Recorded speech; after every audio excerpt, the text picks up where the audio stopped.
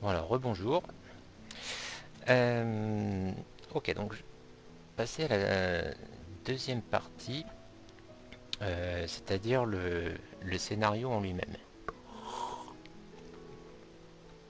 Donc, ah oui, dans la première vidéo, j'ai oublié de vous parler par rapport à ZimWiki, il y a aussi tout un tas de plugins qu'on peut installer pour gérer des calendriers, des correcteurs d'orthographe. On peut exporter un cahier ZimWiki en page web. Enfin, il y a quelques trucs dont j'ai pas parlé, mais vous pourrez voir tout ça par vous-même. Euh, donc, donc le scénario, enfin euh, l'idée de scénario qui est très très préliminaire et donc comme je le disais tout à l'heure justement sur laquelle je bute un peu. Donc je pense, j'en profite de faire cette vidéo pour en même temps aussi un peu mettre en place mes idées et j'espère ceux qui écoutent cette, cette vidéo, j'espère que si vous avez des idées, si ça inspire quelque chose en vous, n'hésitez pas. D'habitude, j'en parle à un pote avec qui je joue, ma copine aussi, très bonne. J'aime bien lui raconter mes idées de scénario. Le simple fait d'en parler, ça marche plutôt bien en général. Elle me donne pas mal d'idées, ou plutôt notre discussion fait qu'il y a des nouvelles idées qui viennent. Malheureusement, là, j'aimerais bien lui faire jouer ce scénario. Donc, je vais pas pouvoir utiliser cette technique. Euh, Elle, en fait, elle aime bien le jeu de rôle, mais elle aime bien quand c'est des scénarios, je vais dire, vraiment avec de l'investigation, un mystère vraiment. Il faut qu'il y ait un peu un challenge intellectuel à résoudre, il faut que ça soit un peu mindfuck. Donc, comme c'est un peu le genre de scénario que je veux faire, euh,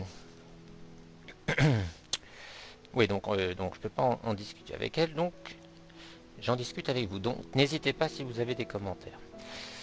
Alors, j'ai qu'une idée générale, hein. Donc je vais pas forcément, ça risque d'être un peu fouillis.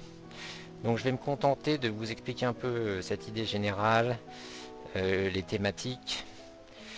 Et puis j'ai commencé à prendre quelques notes.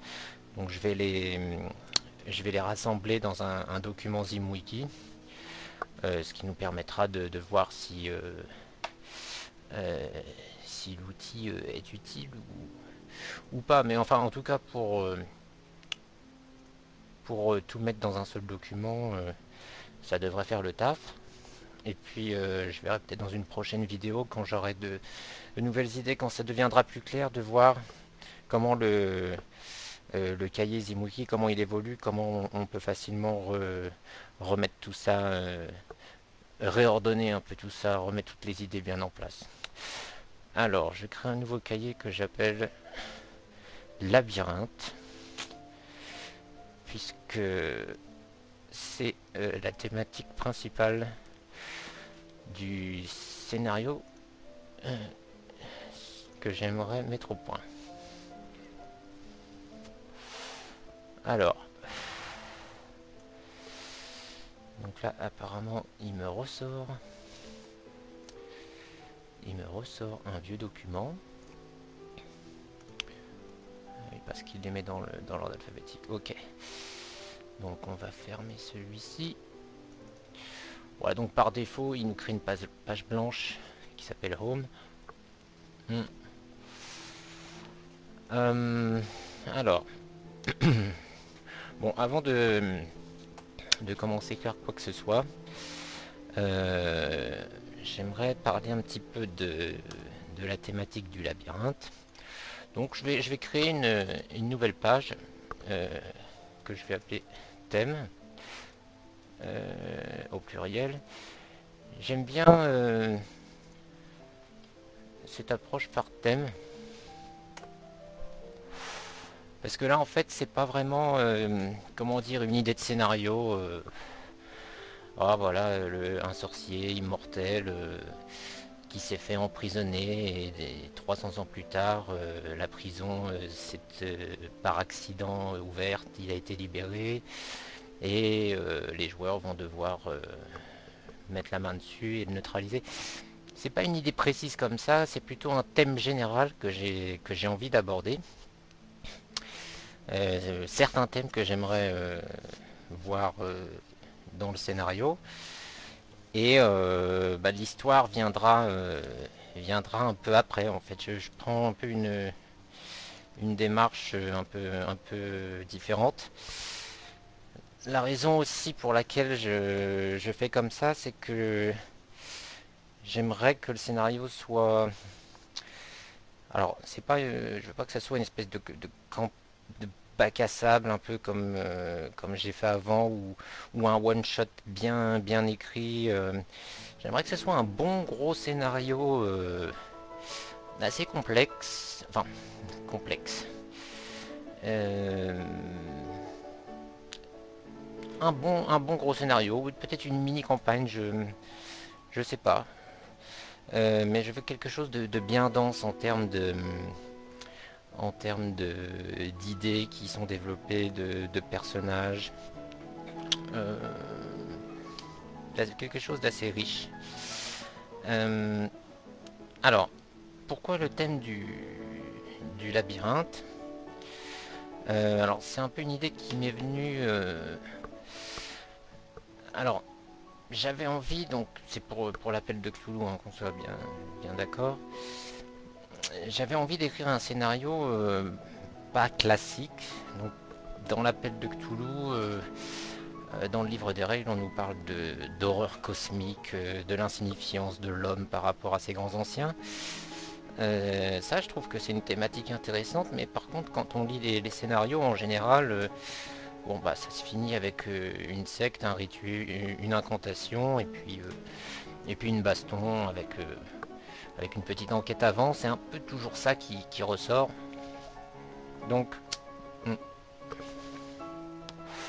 j'ai envie de me concentrer un peu plus sur l'horreur cosmique, donc le sentiment d'insignifiance de l'individu par rapport à des forces qui le dépassent. Et puis, je sais plus comment j'en étais arrivé au thème du labyrinthe, euh, qui rejoint un peu ça. Euh, donc, le thème du labyrinthe, c'est assez intéressant. Donc, il y a comment dire, plusieurs interprétations au labyrinthe. Alors, il y a une façon, enfin, il y a une façon de le décliner que j'aime bien, c'est dans la série Westworld, où pour ceux qui l'ont vu, donc vous avez ces personnages qui vont dans ce parc d'attractions grandeur, enfin, cette simulation de Far West avec des robots, etc. Bon, peu importe, et on se rend compte à la fin de la première saison qu'il y a un espèce de jeu à l'intérieur du jeu. Et donc il y a ce personnage, le fameux l'homme en noir, qui lui est à la recherche qui est au courant de cette existence de ce fameux labyrinthe et qui essaye d'en trouver la source ou la sortie, je sais pas. Et il y a la thématique sous-jacente, c'est que le labyrinthe, ici, c'est plutôt le labyrinthe un peu comme un voyage initiatique. C'est-à-dire que les personnages sont à la recherche de quelque chose. En l'occurrence, voilà, bon, ça se matérialise sous forme d'un labyrinthe pour lui. Euh, mais en fait, comme dans tout voyage initiatique, ce que le héros ou les héros vont découvrir à l'issue du voyage, c'est rien de particulier, mais c'est simplement que ce voyage les a retransformés. Donc ça je trouve que c'est une thématique intéressante. Donc labyrinthe égale voyage initiatique. Ensuite, il y a une autre, il y a une autre thématique reliée. Euh, enfin non, pas vraiment reliée, mais ça va un peu avec ce concept d'horreur métaphysique où les humains ne seraient que des fourmis qui n'auraient pas conscience d'une réalité supérieure, etc. Je trouve qu'on retrouve ça un peu dans le labyrinthe, l'homme qui va d'un point A à un point B, revient au point A, etc. Se perd un peu euh, dans, dans ces différents chemins de vie et qui au final euh, comment dire, au final il est en proie à des forces qui le dépassent. Ce n'est qu'un homme. Euh, il y a quelque chose qui fait qu'il n'est pas satisfait ou qu'il n'est pas accompli. Et il est à la recherche de quelque chose sans vraiment savoir ce que c'est. Euh, bon, c'est pas très clair, comme vous pouvez le voir, mais euh, j'ai une vague intuition, donc je vais appeler ça euh, l'homme fourmi, homme égale fourmi. Donc ça, c'est un peu les deux grands thèmes. Hum, ensuite, il y a des termes, comment je dirais, des sous-thèmes par rapport au labyrinthe. Sous-thème. Donc là, ça serait plutôt par rapport à la mythologie. Donc j'ai glané quelques idées sur Wikipédia, comme d'habitude. Le beau labyrinthe. Donc on a le fameux Minotaure. Donc, je ne vais pas vous refaire le topo, mais donc qui était enfermé dans le labyrinthe. Alors, je vais simplement copier-coller quelques idées qui m'avaient bien plu. La première étant celle-ci. C'est l'idée. Marche pas. L'histoire du Minotaure serait alors une version tardive et maladroite de mythes beaucoup plus anciens et de songes effrayants. Oui, parce que donc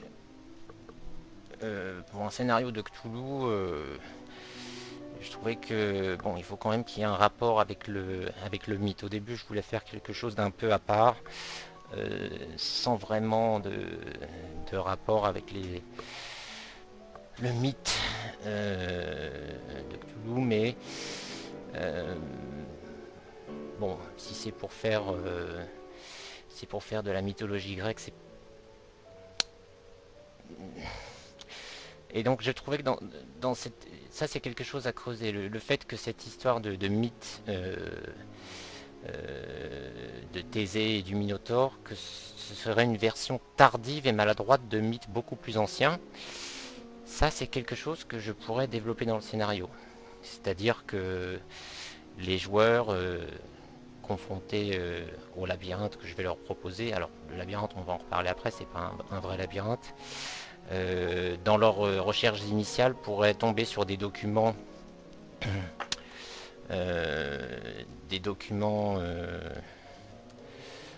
en rapport avec les mythes grecs, puis découvrent les mythes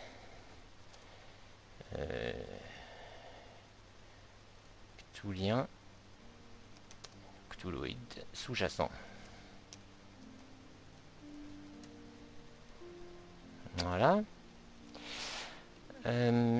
Donc ça sera quelque chose à creuser plus tard. Par rapport... alors ensuite, il y a le constructeur. Donc là, comme je dis, je fais du copier-coller, hein. C'est des trucs, je mets tout dans le même document. J'organiserai ça plus tard. Donc, le constructeur du Dédale... pardon, Dédale, le constructeur du labyrinthe. Dédale incarne la technique, la technique qui permet d'atteindre à la maîtrise du monde, qui permet à ses clients de s'abandonner à leur hybris, d'atteindre leurs folles entreprises. En Dédale se profile une science sans conscience. Alors ça, je trouve que c'est aussi pas mal. Je ne sais pas encore comment ça va pouvoir s'intégrer dans mon scénario, mais à la base, j'avais prévu que les PJ soient un groupe de scientifiques, donc qui auraient découvert quelque chose qui leur aurait justement donné une maîtrise technique, comme le voyage dans le temps ou dans l'espace, quelque chose comme ça. Donc c'est cette histoire de vouloir toujours contrôler le monde encore et encore. Science sans conscience, je trouve que ça colle assez bien avec ça, donc je me le mets là et je me le garde au chaud pour plus tard. Je creuserai ce truc là. Et ensuite il y a donc Icar. Alors il y a aussi le fil d'Ariane, c'est vrai, pour sortir du labyrinthe. Ensuite, il y a Icar, donc, qui est emprisonné avec Dédale, son père, dans le labyrinthe, qui a voulu, alors encore une fois, grâce à la technique, s'en échapper avec la fameuse histoire des ailes collées à la cire qui ont fondu au soleil. Donc là, il y a cette idée, cette histoire d'avoir voulu s'approcher un peu trop des dieux, d'avoir vouloir oublier un peu sa condition humaine.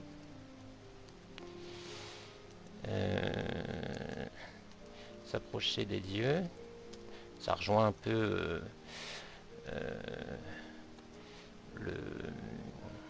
l'histoire de maîtrise du monde, un petit peu. S'approcher des dieux.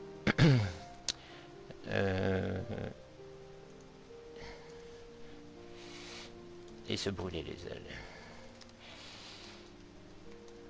Voilà, bon là c'est assez général. Mais j'aimerais bien un scénario construit autour de ces termes, de ces thèmes. Le thème principal étant le terme du labyrinthe et de l'homme-fourmi. Et alors ça, j'ai une petite idée de comment, en termes de scénario, comment ça pourrait se décliner. Bon, c'est une idée assez vague. Mais en gros, comment dire? Bon, déjà, le labyrinthe, ça évoque plusieurs choses, plusieurs idées euh, que, que j'aimerais implémenter en fait dans le scénario lui-même. Alors, je vais les lister ici et vous allez comprendre de quoi je parle. Donc, on a par exemple l'idée de... Alors, au niveau géographique, au niveau topologique, hein, de la forme du labyrinthe, on a des cul-de-sac. On a des croisements. On a des retours en arrière. Après être allé dans un cul-de-sac. On a ce sentiment de tourner en rond.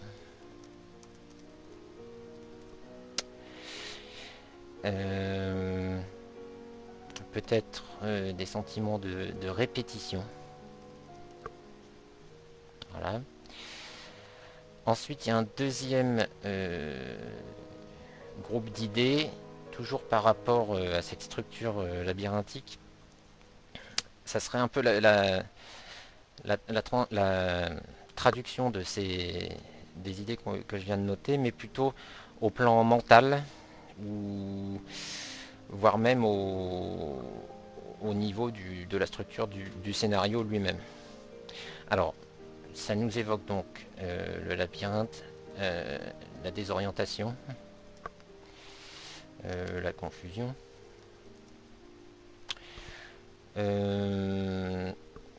Alors, pourquoi j'ai marqué ça? Se souvenir. Oui, pour retrouver son chemin peut-être. Se souvenir. Alors, je mets retrouver son chemin.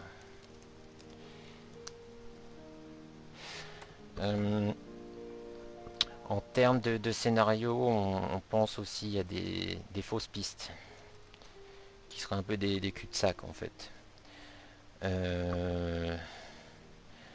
Refaire les mêmes erreurs.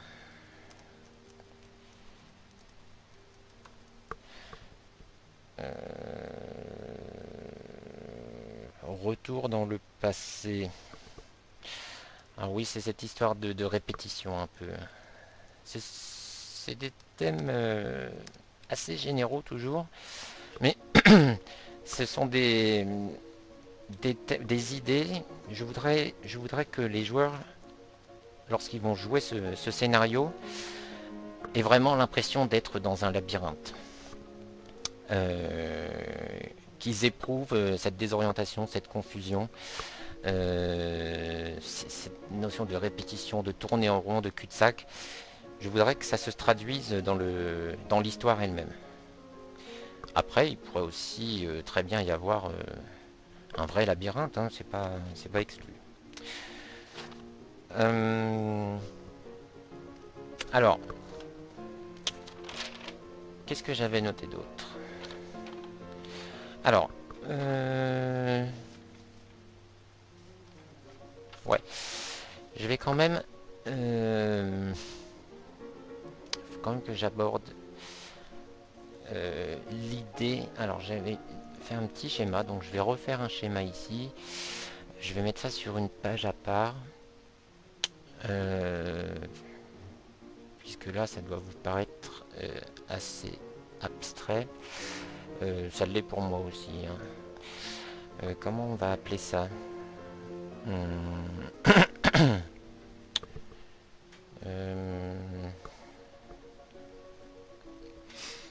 Peut-être structure. Ouais, structure, on verra après. Donc l'idée, je vais vous mettre ça sous forme d'un petit dessin. C'est en gros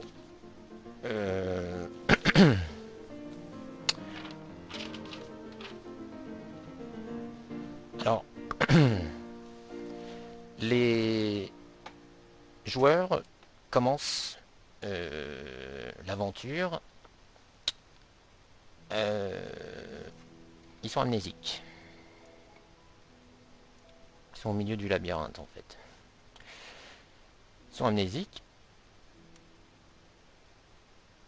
et ils ne savent pas trop ce qu'ils font là. Alors ça reste à déterminer, mais peut-être ils ont été ils sont dans un hôpital psychiatrique ou quelque chose dans le genre. Alors je vais appeler ça on l'appellera plus tard. Alors ils ne savent pas comment ils se sont retrouvés là. Donc c'est à dire que avant ça, il se sera produit d'autres choses. Dans un ordre chronologique. Je vais mettre T1, T2, T3. Pour eux, l'aventure commence à T3. Donc T3, ça pourrait être les joueurs se réveillent dans un hôpital psychiatrique. Ils ne se souviennent de rien, etc. l'idée du labyrinthe, ça va être de dire, bon, de comprendre ce qui s'est passé, peut-être voire même de comprendre qui ils sont, de faire un peu une recherche pour essayer de rétablir les choses, l'ordre des choses. Euh, donc ça, c'est assez classique, je dirais. Il y a pas mal de scénarios comme ça où les joueurs, il y en a un, comment ça s'appelle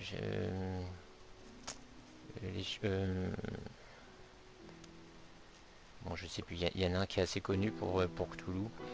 Les joueurs sont amnésiques, ils ont des flashbacks et puis ils arrivent à reconstituer ce qui leur est arrivé. Euh, Ici, je voudrais quelque chose d'un peu plus compliqué. Euh, C'est-à-dire que, euh, disons que, en gros, hein, c'est vraiment en gros, parce que j'ai déjà réfléchi au truc, mais ça ne fonctionne pas comme ça. Mais ici, on aurait, par exemple, une découverte d'un artefact ou quelque chose comme ça. Ensuite, on aurait une phase de recherche où, alors je pense à un groupe de scientifiques, quelque chose comme ça, qui étudie cet artefact et planifie d'en exploiter les pouvoirs. Donc là, on rejoint cette histoire de dédale et de maîtrise de la technique.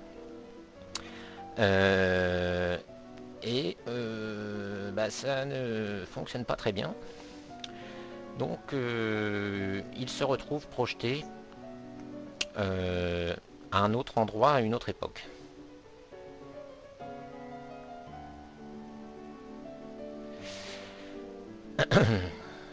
Autre endroit, autre époque. On va plutôt faire ça comme ça.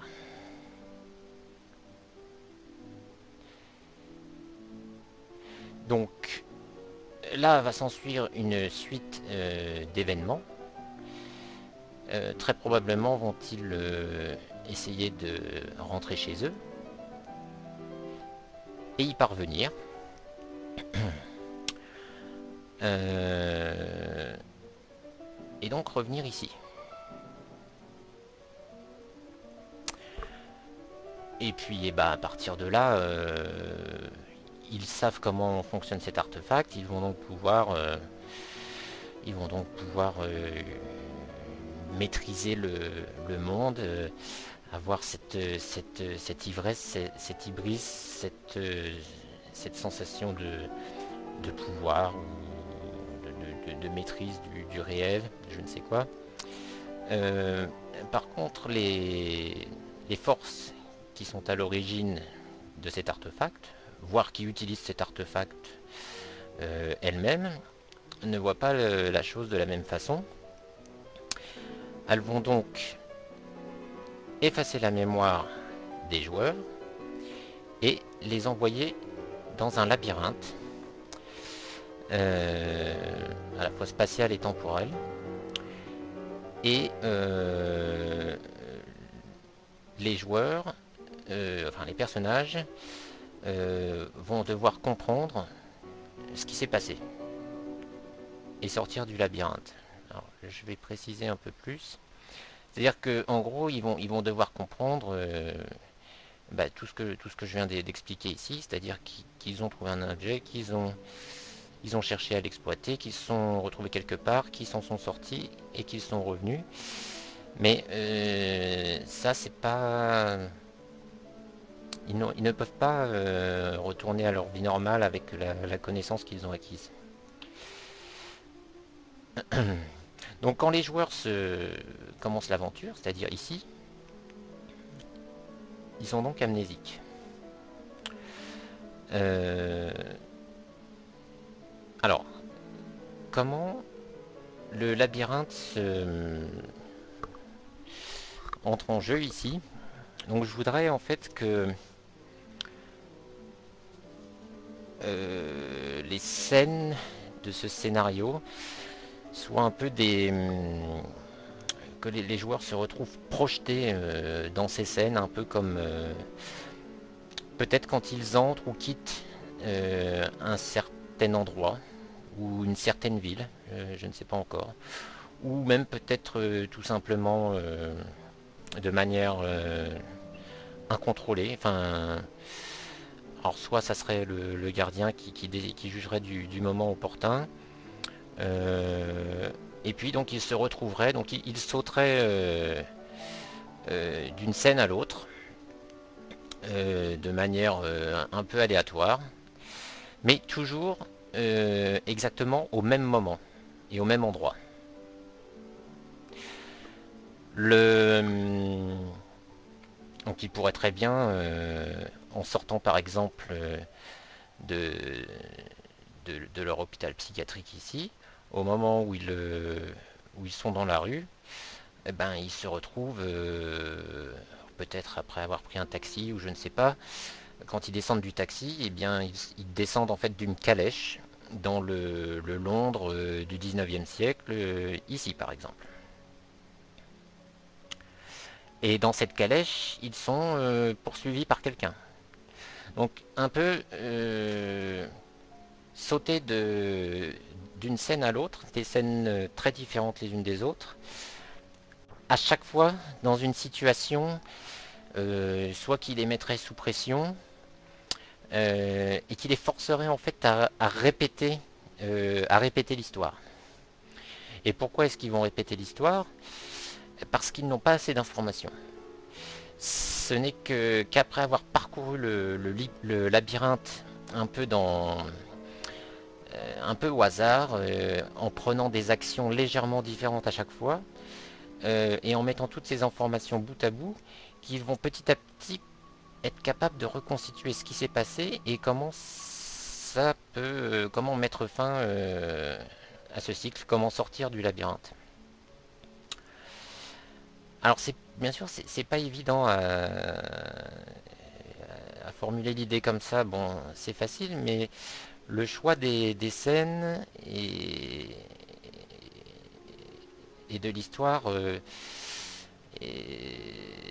bon, c'est moins évident que ça en a l'air. Donc si vous avez des idées, je, je vous écoute. Euh, une autre scène pourrait être, par exemple, Parfy se retrouvent tous ensemble à la bibliothèque de Boston. Il y a des livres posés sur la table, des livres qui étudient des cristaux, qui parlent de cristaux, de cristaux anciens. Euh, Ce pourrait être les cristaux qu'ils ont découverts et sur lesquels ils ont fait des expériences qui leur ont permis de faire ce voyage dans le temps ou dans l'espace. Mais à chaque fois qu'ils reviendront euh, dans cette scène, alors que ce soit par le choix du gardien ou par le résultat d'un jet de dés, ils se retrouveront avec les mêmes livres dans la même bibliothèque, les mêmes livres ouverts à la même page, etc. Mais ils auront la possibilité, une fois qu'ils en sauront un peu plus sur d'autres parties de l'histoire, la prochaine fois qu'ils reviendront à la bibliothèque, ils pourront aller chercher d'autres livres, par exemple, qui leur donneront des informations qui leur permettront de mieux agir dans une autre scène. Il pourrait y avoir certaines de ces scènes qui sont même euh, faites de telle manière que ça sera très dur de faire autre chose que ce qui est proposé dans la scène. Si par exemple, au moment où ils commencent la scène, ils sont ligotés sur une chaise, ou s'ils sont au volant d'une voiture avec des gars qui leur tirent dedans, qui les poursuivent, bon, ils n'ont pas tellement le choix que de continuer à conduire. Donc, mais je trouve que c'est ça qui est intéressant, c'est d'arriver à créer une histoire qui, c'est ça justement qui donnera cette sensation de labyrinthe, cette sensation d'emprisonnement. Et Et en parallèle, donc il y aura des scènes peut-être un peu plus calmes, un peu plus ouvertes, où ils ont la possibilité de se poser et de réfléchir à ce qui est en train de leur arriver. Euh, donc ça, c'est une idée assez générale. C'est pas tout à fait la même chose que à la recherche du temps perdu. Voilà, c'est ça le nom du scénario que je cherchais, à la recherche du temps perdu.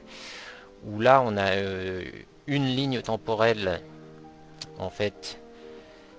Donc on a quelque chose comme ça. Les joueurs se réveillent ici. Ils vont continuer à progresser sur la ligne du temps normale. Mais de temps en temps, il y aura des petits flashbacks qui vont certes leur permettre de comprendre, mais ils jouent toujours dans cette partie-là, la partie présente normale. C'est pas non plus la même structure que je pense au scénario pour Channel Fear 24 heures sur 24, où là on a une boucle temporelle. Bon bah là pour le coup c'est vraiment une structure de boucle, hein. Ils répètent, ils revivent la même, enfin pas la même journée, mais les mêmes 5 dernières minutes de la journée. Et donc ils ont moyen d'en apprendre un peu plus à chaque fois. Mais je dirais que c'est un peu plus dans cet esprit-là. Par contre, j'aimerais introduire la notion de hasard complet. C'est-à-dire que je voudrais que le scénario fonctionne quel que soit l'ordre dans lequel on passe d'une scène à l'autre. Et bah, pour, euh, pour s'en sortir, il faudra certainement repasser plusieurs fois dans les mêmes scènes en corrigeant en corrigeant ses actions à chaque fois en fonction des nouvelles informations qu'on aura récoltées. Alors, donc ça c'est le schéma général. Je vais le mettre dans mon ZimWiki. Voilà.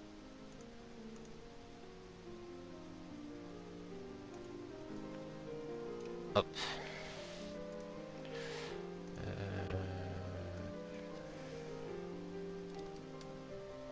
Non, ça marche pas.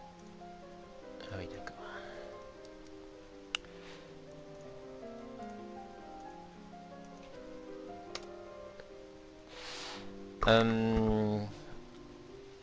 Bon, j'arrête là parce que de toute façon c'est encore assez flou, mais je pense que vous avez compris l'idée. Je vais en terminer en mettant d'autres notes que j'avais prises. Alors, PNJ, j'avais quelques idées que je dois mettre. Donc un PNJ, ça sera le professeur. Le professeur Freeman. Comment je l'ai appelé lui? Frédéric. Donc lui, ça pourrait être leur chef de labo ou quelque chose comme ça. Je trouve que c'est bien qu'il y ait un PNJ qui suive.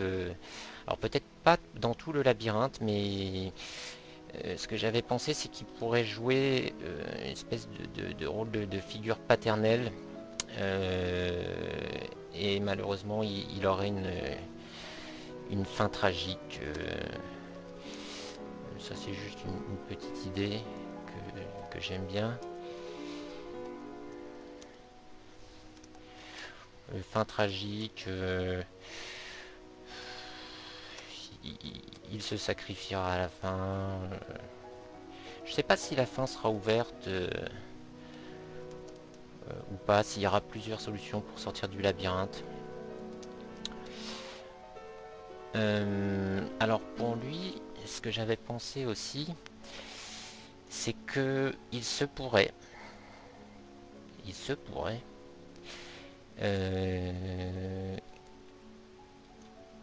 qu'il est, vous allez vite comprendre, qu'il soit déjà rentré dans le labyrinthe avant eux, et donc il se pourrait que les personnages le croisent, mais à différents âges.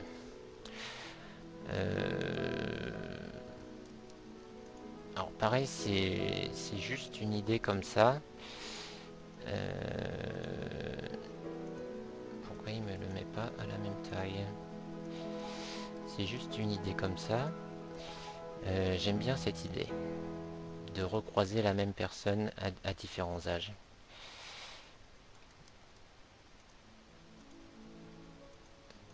Bon, alors là par contre, ça m'énerve. Ah voilà. Voilà, donc ça serait les trois.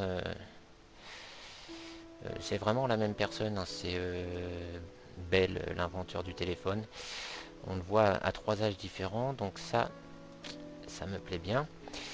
Qui est-ce que j'avais vu ensuite comme le laborantin, un type qui travaillerait dans le laboratoire des PJ, donc un gars qui oh, c'est pas facile d'écrire et de parler en même temps. Là, beau Valentin. Donc lui, bon, je ne vais pas trouver de fonction précise, mais en cherchant des portraits sur Bing Images, j'ai trouvé qu'il avait une bonne gueule de, comment dire, de rat de laboratoire, mais qui pourrait aussi être une belle petite enflure. Donc ça aussi, sa gueule m'inspire. Je sais pas, je trouverai plus tard certainement un rôle qui lui conviendra. Alors, je fais une nouvelle page que je vais appeler lieu. Alors lieu,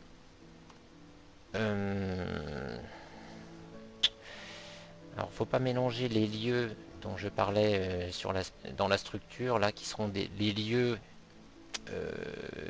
en fait les points clés du labyrinthe à travers lesquels les personnages pourront se déplacer. Là c'est plutôt, on va dire, c'est plutôt pour la inspiration. J'avais trouvé une photo de laboratoire d'époque. Ça, je trouvais ça pas mal pour bon, en sortant de l'hôpital psychiatrique, les PJ auront très certainement envie de donc le médecin leur dira certainement qu'ils sont des scientifiques, etc. Donc ça sera peut-être un des premiers endroits où ils voudront aller pour en savoir un peu plus. Malheureusement, comme ils sont dans un labyrinthe, ils n'auront pas la possibilité d'y aller. Ils se retrouveront très certainement dans l'Angleterre victorienne ou voire même une autre époque avant de pouvoir retourner à ce laboratoire et comprendre sur quoi ils étaient en train de travailler. Donc ça sera vraiment compliqué pour eux de comprendre ce qui se passe. Alors ouais, ça je le mets aussi, c'est marrant, c'est une machine à calculer mécanique. Je trouverais bien quelque chose pour... j'aimerais bien l'utiliser dans le scénar, je ne sais pas encore comment.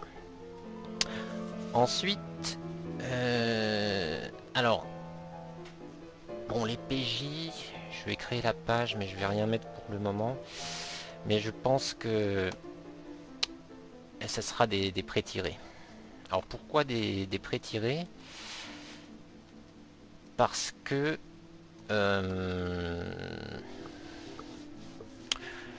bah déjà pour les besoins du scénario, hein, puisque ça sera basé sur quelque chose d'un peu scientifique, etc. Ça sera certainement des scientifiques avec des profils différents, mais aussi parce que étant donné qu'un des thèmes c'est partir à la découverte de soi, enfin voyage initiatique, se découvrir soi-même, etc. J'aimerais qu'au fur et à mesure que les personnages vont reconstituer ce qui leur est arrivé, ils vont donc en apprendre plus sur eux-mêmes, mais ils vont aussi découvrir qu'il y avait peut-être des antagonismes entre eux, des rivalités,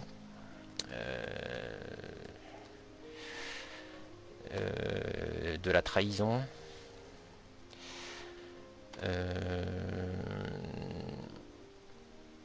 des choses qui vont venir un peu animer certaines scènes. Euh, un truc que j'aime bien, je vais le marquer là, c'est l'idée qu'on retrouve dans certains romans, certains films, c'est bon, tu m'as trahi, je te hais, mais à la fin, il faut qu'on bosse ensemble.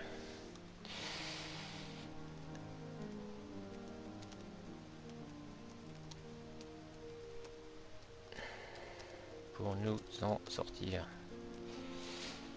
Ça, c'est quelque chose qui peut se produire tout naturellement dans le scénario, mais j'aimerais favoriser un peu ce genre de relation entre les personnages euh, pour enrichir un peu le tout.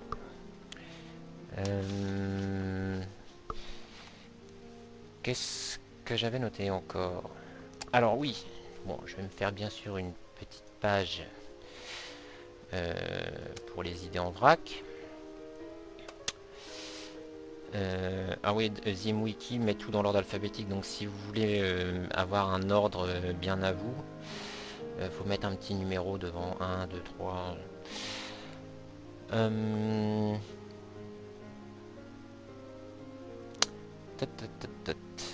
Alors oui, il y a un truc que j'aime bien aussi. Ça c'est dans la méthode de Tarabor, c'est je vais appeler ça j'aimerais bien.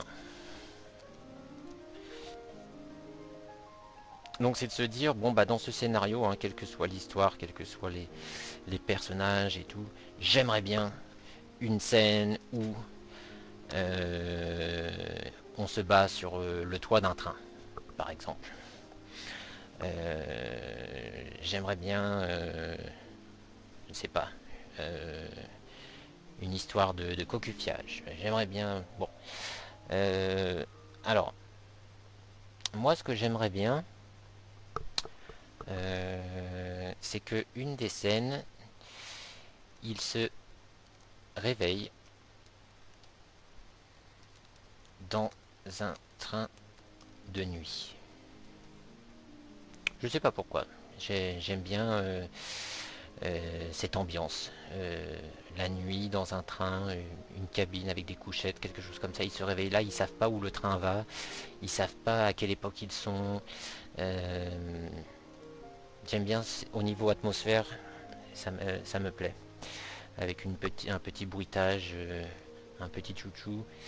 Euh, Qu'est-ce que j'avais noté encore? Euh, Oui, dans les scènes, quand ils arrivent dans une nouvelle scène, donc vous avez compris, le transfert d'une scène à l'autre, c'est quelque chose d'assez brutal. Euh, mais à voir, ça pourrait être aussi quelque chose de plus continu, ou ça pourrait se faire après qu'ils aient dormi. Ça, c'est quelque chose que je pourrais affiner plus tard. Mais cette idée qu'ils arrivent toujours... alors, non, pas toujours, mais... Alors, il pourrait arriver en plein milieu de l'action. Alors, in media res. Je sais pas si ça s'écrit comme ça.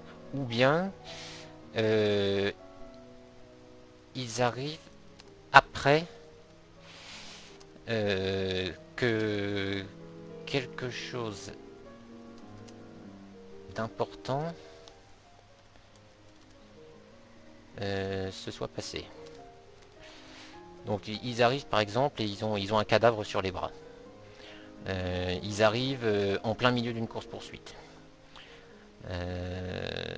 Bon, ça c'est in media res. Mais ils arrivent donc soit in media res, soit après. Et ils doivent en gérer les conséquences. C'est-à-dire qu'ils n'ont pas vraiment le temps de... ils ne peuvent pas modifier ce qui s'est passé en fait. Je pense que je vais avoir besoin de plusieurs scènes comme ça euh, pour, euh, pour pas que...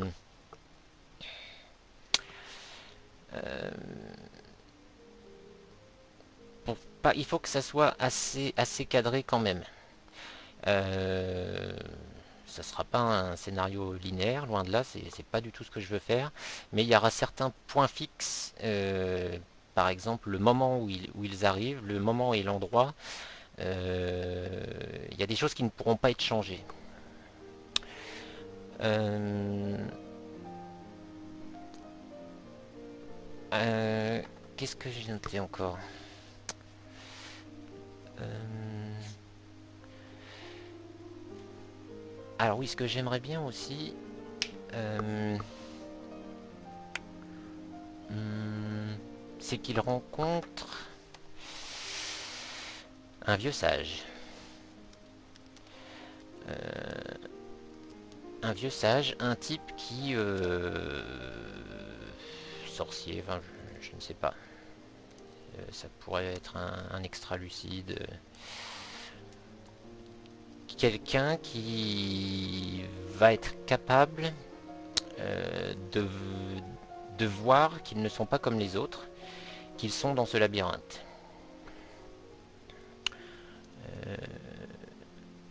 Alors je vais mettre voix leur situation, parce que lui, il est un peu en surplomb de ce labyrinthe, et il leur donnera peut-être une indication cryptique, je ne sais pas, du genre vous devez rompre le cycle. Ça reste à déterminer. Euh, alors j'aimerais bien aussi puisqu'il y aura un manque de contrôle par rapport au choix des lieux et des dates. Euh, alors j'aimerais qu'il y ait des pertes de mémoire, c'est-à-dire je voudrais une espèce de mémoire qui leur fait défaut, un peu comme dans la scène de départ. L'idée étant que euh,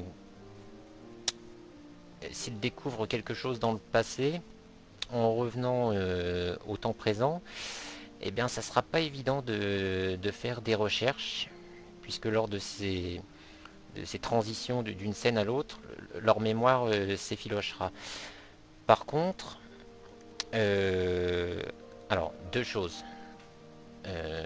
Sur les pertes de mémoire, alors comment on fait pour... je crois que c'est comme ça. Non. Deux choses par rapport aux pertes de mémoire. En termes de jeu,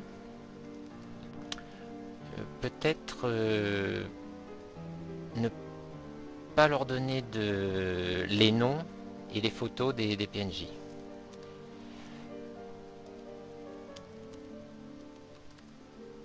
Pour renforcer cette impression de flou. Et donc ils seront obligés s'ils veulent vraiment mettre les choses ensemble, se laisser des indices, des notes pour eux-mêmes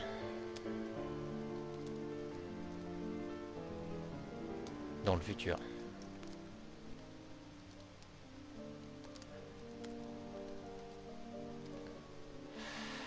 Voilà. Hmm. Alors, il se pourrait aussi que la cause, de leur enfermement dans le labyrinthe soit un ou plusieurs DPJ. Mais ça, ils ne le découvriront que petit à petit. Enfin, ils ne le découvriront pas au début en tout cas. Et à un moment, il pourrait y avoir des petites frictions entre eux. Et finalement, le vieux sage... Ah oui, alors j'aimerais aussi que cette histoire de labyrinthe se manifeste physiquement. Alors, soit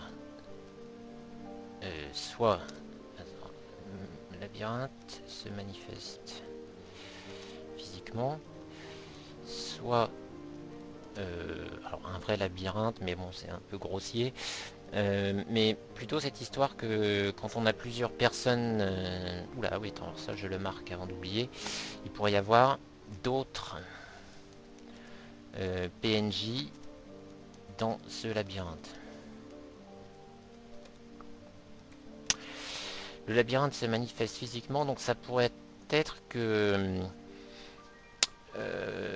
donc là, quand je vous montrais donc la structure des temps différents, des endroits différents, il se pourrait que parfois ils se voient eux-mêmes à une très grande distance, ou par exemple quand ils sont dans le train, ils passent en face la gare, et ils se voient sur le quai de la gare en train de parler à une certaine personne, par exemple. Mais toujours en respectant cette, cette, cette compartimentation, je ne sais pas comment, ce compartiment, euh, sans pouvoir intervenir vraiment. Euh, un peu comme dans un labyrinthe où on est perdu, on peut entendre qu'il y a des gens de l'autre côté du mur, mais on ne peut pas interagir.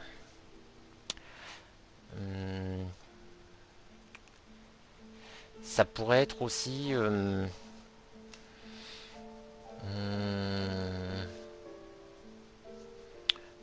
par des traces. Alors là, je mets train en marche. Ok. Par l'intermédiaire donc de manière temporelle, par l'intermédiaire de photos ou de journaux qui voient des traces de leur passage à d'autres endroits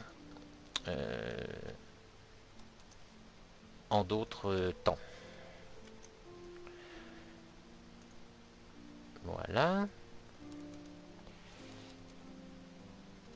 Ensuite,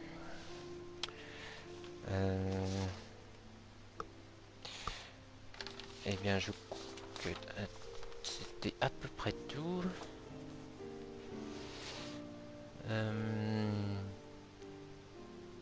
Voilà. Alors, il y a un truc aussi qui est assez important, c'est d'avoir quand même une vague idée de comment ça va se résoudre. Alors ça, je pense que je le verrai, je vais pas le voir tout de suite, il faudra déjà que ça soit plus clair. Là, il y a un truc qui manque, c'est un lien avec le mythe de Cthulhu. Donc j'en ai un peu parlé avant, avec cette histoire de Minotaure qui reposerait en fait sur des légendes plus anciennes.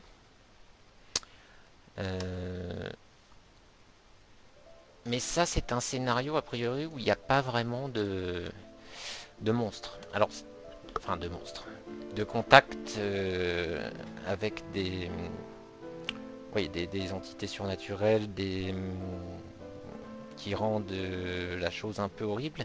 C'est pas nécessaire à Cthulhu, mais il faut bien qu'ils perdent un peu de san quand même. Alors ils en perdront de différentes façons, mais bon, bah, je vais laisser la page blanche. Il faudra la remplir. Et en gros, donc l'idée, pourquoi il se retrouve dans ce labyrinthe, je pense que l'idée ce serait que cet objet qu'ils auraient découvert et qui leur permettrait euh,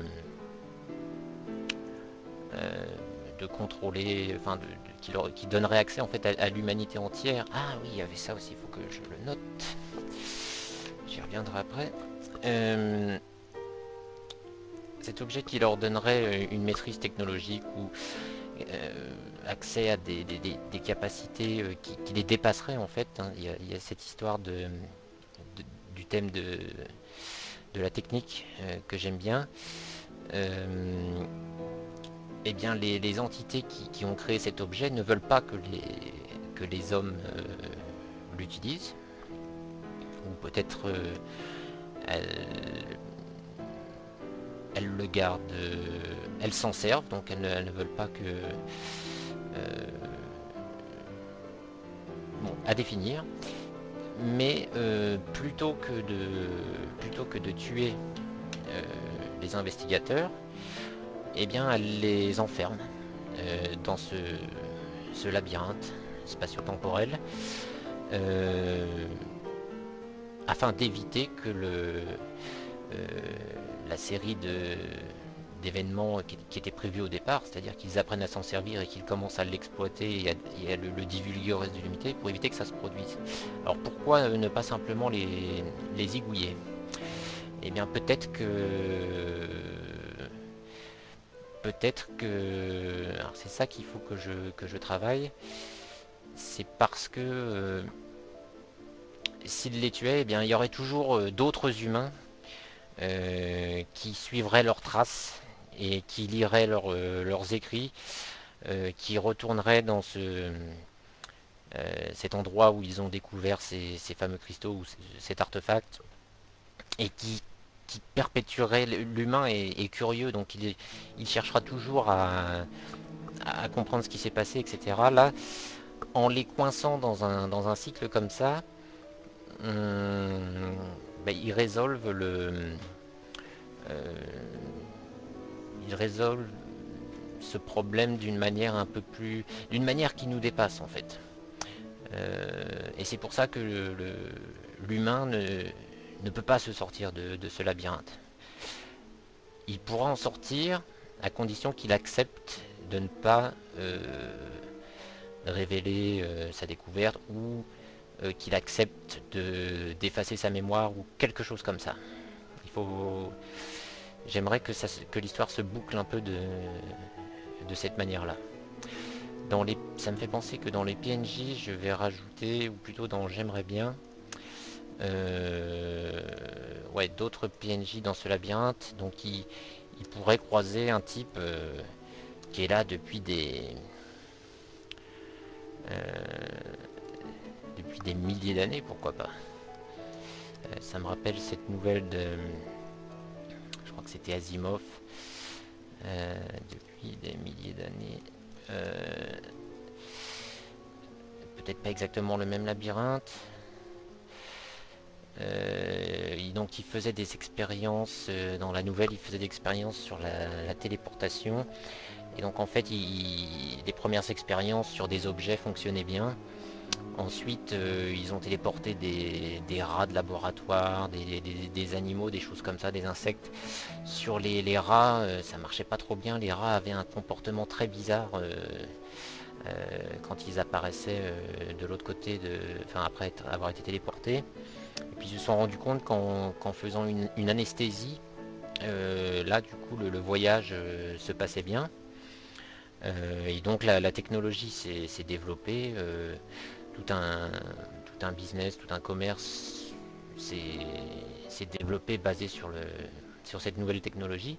Et puis un jour, il y a un type qui s'est dit, mais qu'est-ce qui se passe en fait si on ne subit pas une anesthésie avant de se faire téléporter?